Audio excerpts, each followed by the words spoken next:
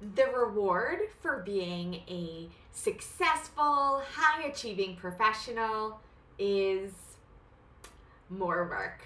I know this because I think I won the award for the highest number of other duties as assigned in my last corporate position. And I know you're a lot like me. You're a fast learner and you've proven the know, like, and trust factor. So it's your name that naturally comes to mind when there's a new project or responsibility to assign. And while at one point in time that may have felt flattering, it is the easiest way to become overextended, headed towards that crash and burn. And I want to help you avoid losing your passion for all the work that you do. Because listen, there came a point in time when I was asked to write just one more program proposal. And literally I had no space left in my brain. I felt like I couldn't string enough words together to form a sentence, never mind write an entire proposal. So I was spent and in desperate need of learning a different strategy to preserve that sort of inner harmony, right? So in the next 10 minutes, I'm going to give you 2 of my 5 best strategies on how to take back control of your time and actually give you a return on your time. I'm also going to share the number 1 thing that most clients do to sabotage their time. So I know your health and well-being are important to you, and it's nearly impossible to feel effective in any of the various roles that you fill when you're not in a place of well-being. And the danger of continuing to burn the wick at both ends is that it becomes the automated approach to your day. And this will ultimately block future opportunities for personal and professional growth. This is why you need to learn the strategies to protect your time, to keep you in your place of brilliance. You know, the place where you're in your flow, effectively leading and producing meaningful work. There is no question when you're feeling burnt out. You know what it feels like. You're tired, worn down. You probably feel uninspired or maybe even complacent about doing things that typically felt fun or invigorating. You might have also noticed when you're in a place of burnout that you start eating more or drinking more. Maybe you stop going to the gym or you've even started smoking again. But what is unclear is whether that burnout is a result of physical exhaustion or emotional exhaustion. Maybe it's even both. You see, most times when we're feeling burnt out, we assume it's because we're doing too much. And sometimes that's true, but more often than not, we are feeling burnt out because we are depleting our emotional bandwidth. A good indication of this is when you're feeling completely spent, but you don't have much to show for your time, right? Given how tired you feel. So let me help you identify where your emotions might be sucking the life out of you. You may already be familiar with my daily journal activity and organizational strategies to structure your day for success. So please feel free to use that journal workbook for the exercise I'm going to walk you through. If you don't have that journal handy, it's really no biggie. Just grab your planner or your favorite calendar app that you use to organize your day. So we're going to start by looking at the various events and tasks in your calendar for the upcoming day. So I want you to literally go through item by item, and I want you to write down your emotional reaction to each item right next to where it's written in your planner or maybe typed into your calendar app. So you may notice feeling like dread or angst in reaction to some of the things listed. Perhaps there are other events that create a sense of overwhelm, like, or maybe you're a little intimidated. Or maybe there's a feeling of nerve-sighted, like my kids like to say before they get on stage to perform, right? It's the perfect combination of exciting nerves, right? So you're a little excited, you're a little nervous in an enthusiastic way. So jot down your emotional reaction, because this is one of the biggest clues to start to uncover your burnout patterns. Okay. Now, looking at the inventory of items in your calendar, I want you to ask yourself what can be eliminated. Okay? Are there appointments or tasks that you're committed to because you feel like you should or you ought to be the one to get them done? Let me remind you, just because you can be the person to do these things doesn't mean you need to be the person to get them done.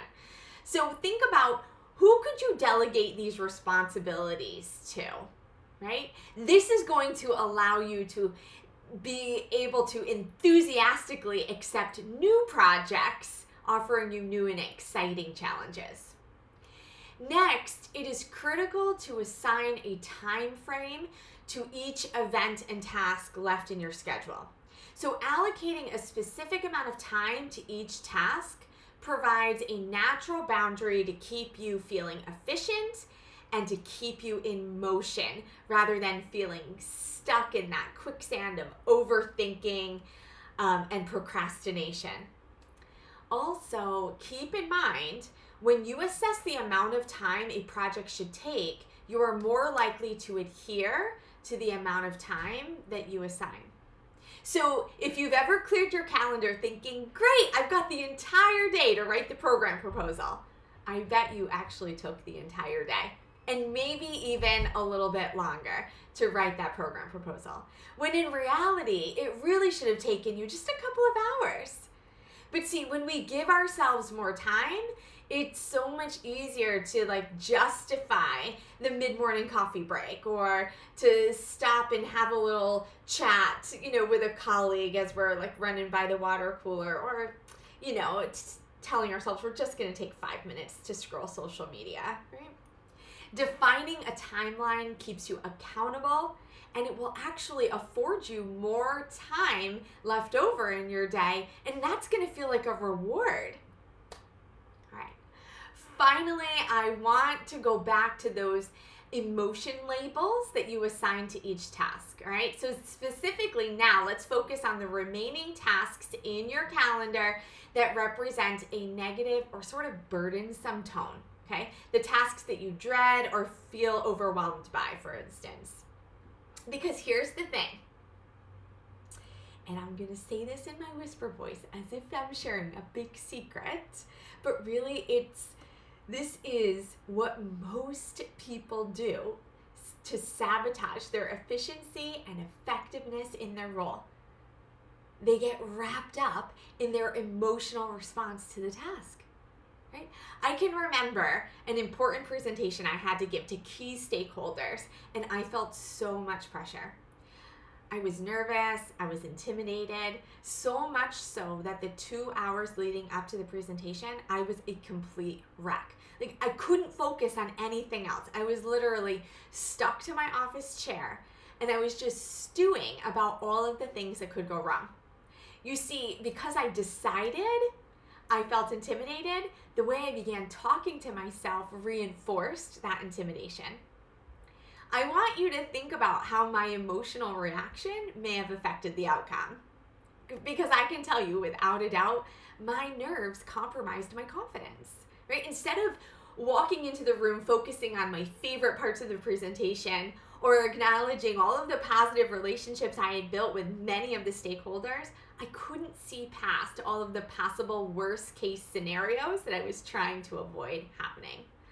And when it was all said and done, I can't even remember how it actually went. Really, I have absolutely no memory of the actual presentation, which leads me to believe it was really uneventful either way, right? Because there's no doubt in my mind, if one of those worst case scenarios actually happened, I would remember it. But I remember clear as day how worked up I got, to the point where once the presentation was over, I was done. I ended up leaving work early because I was so exhausted. All of that adrenaline and worry left me with nothing left in the tank. So to protect that emotional energy, I advise you to think about the ideal outcome for that event or responsibility that's on your calendar. right? What is it that you want to have happen, right? What is the objective for your time? What's the purpose of the meeting? What's the end goal? And then I want you to visualize how you need to show up in order to achieve that outcome. So if you were to describe your energy, attitude, demeanor, what words come to mind? And using a bright colored pen, or maybe even get a fun color with your electronic highlighter for your calendar, right? And I want you to write those descriptor words right next to the event in your calendar, right? Maybe even use all capitals so that word really stands out. This is an example of an emotional reframe for that task at hand. And that's going to then guide more positive self-talk and will help you actualize how you want that event to go, right? So that visualization that you created, it's going to help that come to life.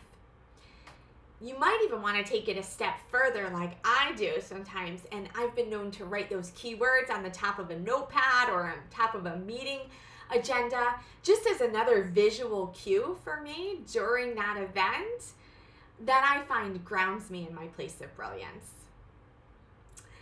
So I want you to implement these strategies into your daily routine, making it a regular practice to assess your calendar to identify what can you eliminate, what can you delegate, and then make sure that you've set the appropriate amount of time for each of the remaining tasks. And then finally, create that positive emotional reframe to the events and tasks that feel overwhelming or dreadful. And this is going to protect that emotional bandwidth.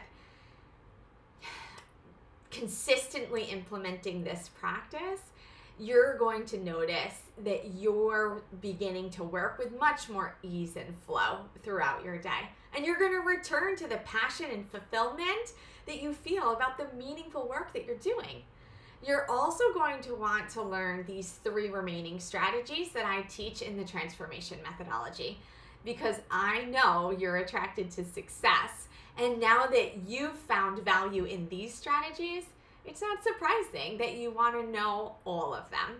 So just click that link below to schedule a personal breakthrough strategy session with me so you can continue on your path to success.